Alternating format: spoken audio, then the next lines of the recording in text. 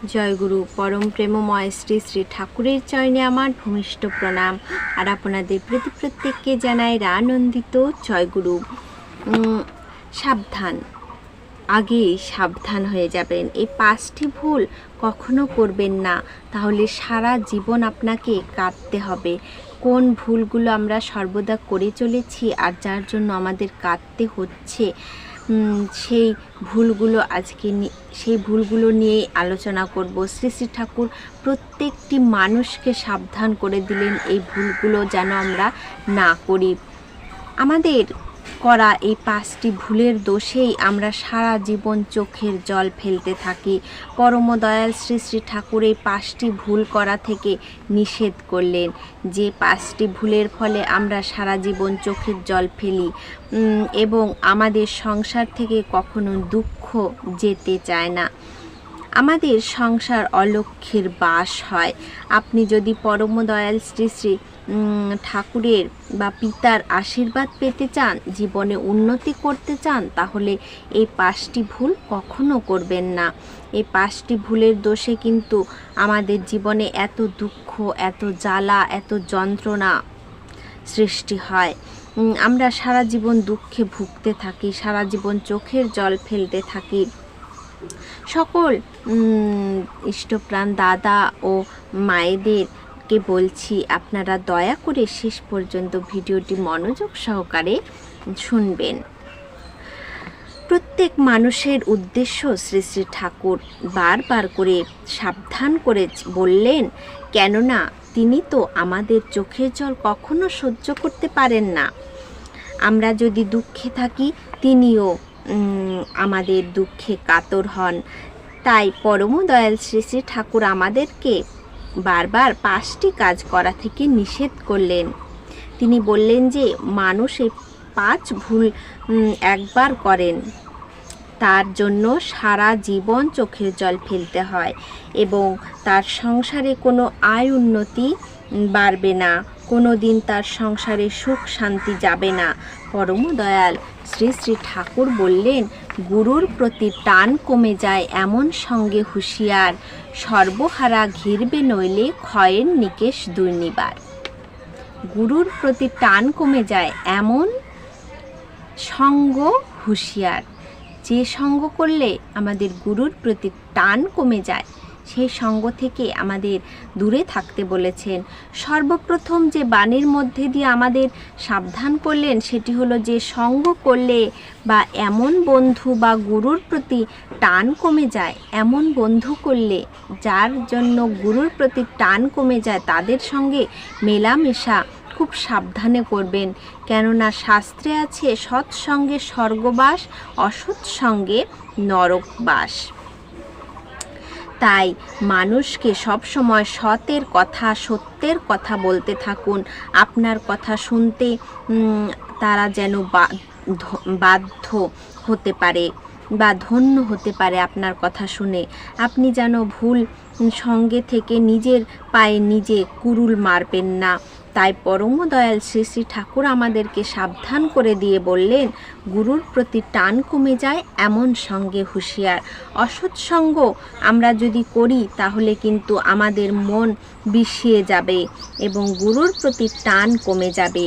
তখনই আমাদের জীবন ধ্বংসের মুখে গিয়ে পড়বে এবং আমরা কিন্তু তার জন্য নিজেরাই দায়ী থাকব। তাই সৎসঙ্গ করার চেষ্টা করুন, তাহলেই আপনাদের জীবনের উন্নতি সম্ভব। শ্রী শ্রী ঠাকুর আরও বললেন, লোক সম্মুখে বললে যাহা সবাই পায় সুফল, বুক ফুলিয়ে এমন কথা যতই পারিস বল। পরম দয়াল শ্রী শ্রী ঠাকুর আমাদেরকে যাজনের কথা বলেছেন। যজন যাজন ইষ্টভৃতি সস্তয়িনী সদাচার, এই 5টি নীতি মেনে আমাদেরকে চলার কথা বলেছেন। এই যাজনের মধ্য দিয়ে আমাদের জীবনের যে কতটা উন্নতি হতে পারে, তা যারা যাজন করেন তারা ঠিকভাবে জানেন। ঠাকুরের কথা যত আপনি বলতে পারবেন, সত্যের কথা যত বলতে পারবেন, ততই আপনার জীবনে উন্নতি হবে, ততই আপনার জীবন মঙ্গলময় হবে। জীবনে যদি কোনো কথা বলেন বললে লোকের উপকার হয়, সেটি বুক ফুলিয়ে বলার কথা শ্রী শ্রী ঠাকুর বললেন। যে কথার মধ্যে দিয়ে প্রত্যেক মানুষের মঙ্গল হবে, যে কথার মধ্য দিয়ে প্রত্যেক মানুষের জীবন ধন্য হবে, তেমন কথা বলতে বললেন শ্রী শ্রী ঠাকুর। তাই আমাদের যাজন করতে হবে, প্রত্যেকটি মানুষের কাছে ঠাকুরের কথা বলতে হবে, ঠাকুরের কথা পৌঁছে দিতে হবে। লজ্জা, ঘৃণা, ভয় তিন থাকতে নয়, এই তিনটি জিনিস আমাদেরকে ত্যাগ করতে হবে। আমরা ঠাকুরের কথা যত বলতে পারবো ততই আপনার জীবন মঙ্গলময় হবেই হবে। শ্রী শ্রী ঠাকুর আরও বলেছেন, আয়ের থেকে ব্যয় যেন বেশি না হয় সেদিকে লক্ষ্য রাখতে হবে। আপনার আয় থেকে ব্যয় বেশি হলেই কিন্তু সর্বনাশ। আপনার আয় যদি 1 টাকা হয়, আপনি 1.5 টাকা যদি ব্যয় করেন তাহলেই কিন্তু সর্বনাশ। আয় যদি 1 টাকা হয়, আপনি চেষ্টা করবেন 25 পয়সা ব্যয় করতে আর 75 পয়সা আয় করতে, তবেই কিন্তু আপনার জীবনে উন্নতি আসবে।